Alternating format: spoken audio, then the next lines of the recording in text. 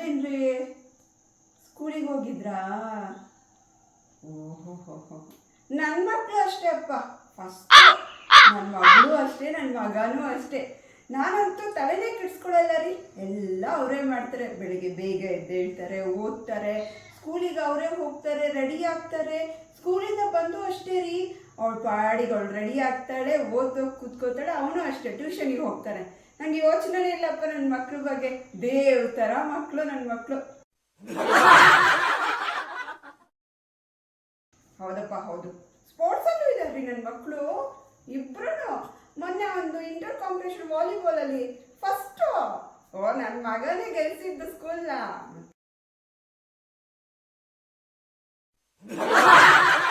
ಮಗಳು ಅಷ್ಟೇ ರೀ, ಸಿಂಗಿಂಗ್ ಅಲ್ಲಿದ್ದಾಳೆ, ಡ್ಯಾನ್ಸ್ ಅಲ್ಲಿದ್ದಾಳೆ.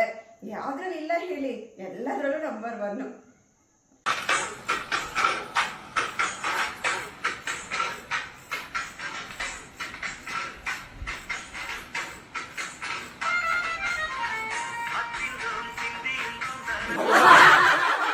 ಬಂದ್ಬಿಟ್ಲು ದೊಡ್ಡದಾಗಿ, ತನ್ನ ಮಗಳು ಹಂಗೆ, ತನ್ನ ಮಗ ಹಿಂಗೆ ಅಂತ.